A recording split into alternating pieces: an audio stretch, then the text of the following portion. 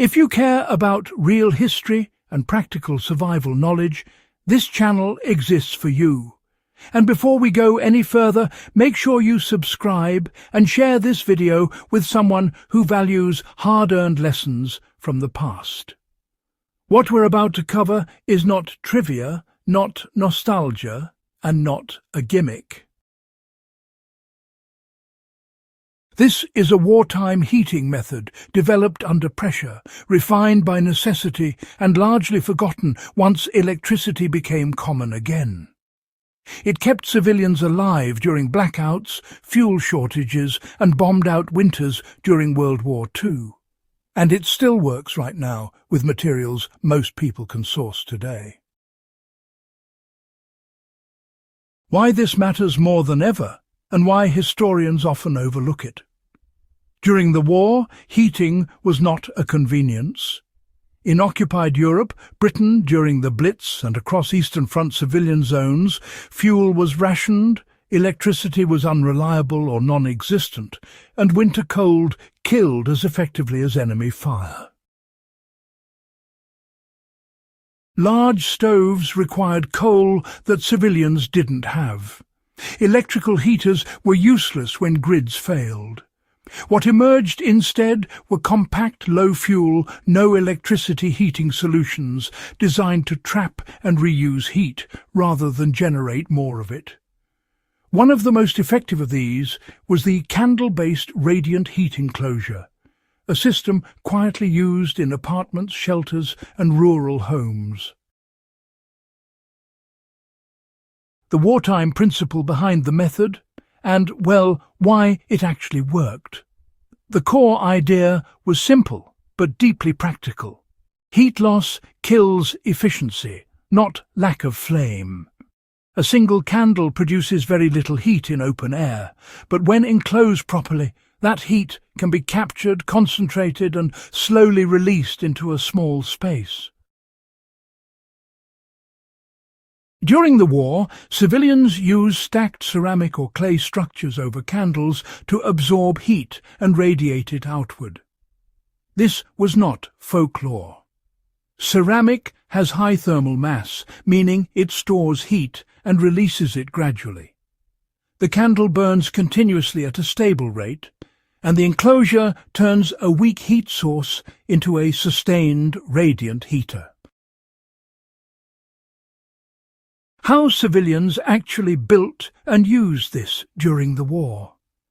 In cities like London and Warsaw, people used inverted clay pots, metal bread tins, or even stacked bricks with internal air gaps.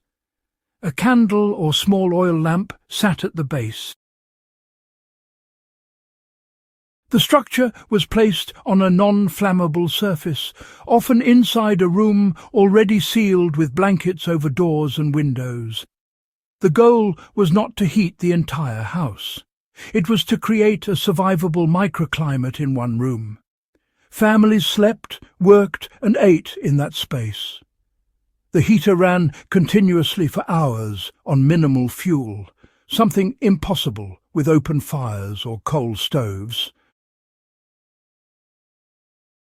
How you can apply this knowledge safely and realistically today. If you wanted to replicate this today, the historical method still applies.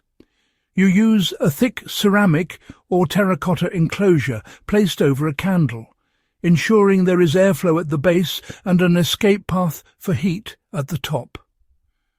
The enclosure absorbs heat over time and radiates it outward. The key wartime lesson is scale. This method is meant for small rooms, tents, vehicles, or emergency shelters, not open-plan houses. During blackouts or fuel shortages, this can raise ambient temperature enough to prevent hypothermia when combined with insulation, layered clothing, and sealed spaces.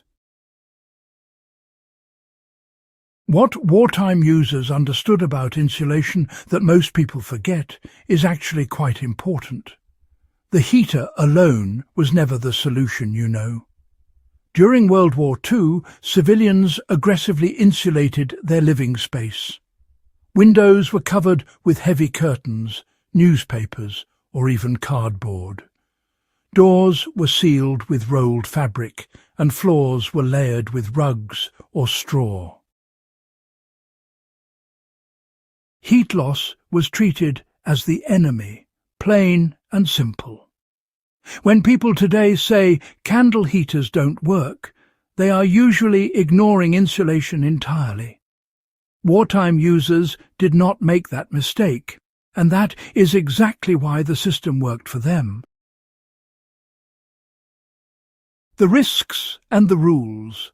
The war taught these through hard experience. This method was never treated casually, not for a moment. Candles were always monitored, ventilation was maintained to prevent carbon monoxide buildup, and structures were kept away from flammable materials. The war produced these rules through loss, not theory. Any modern use must respect those same realities. This is a survival tool, not a lifestyle accessory. Why this knowledge disappeared, and why it shouldn't have. After the war, centralized heating, cheap electricity and fossil fuels erased the need for improvisation. Skills that didn't fit a consumer economy were quietly forgotten.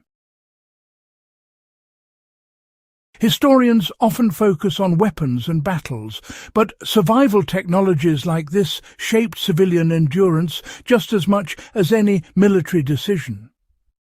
Understanding them gives us a fuller, more honest picture of how people actually lived through collapse. Why this still belongs in the toolkit of serious historians and survivalists. This method represents a mindset that, modern systems have stripped away. It teaches heat management, fuel efficiency, and environmental control under constraints. Whether you study history to understand resilience or prepare for uncertain futures, this is knowledge earned in the hardest classroom imaginable. If this kind of deep, practical history matters to you, subscribe to the channel, share this with someone who values real survival knowledge, and, keep this lesson alive. What kept people warm then can still save lives now.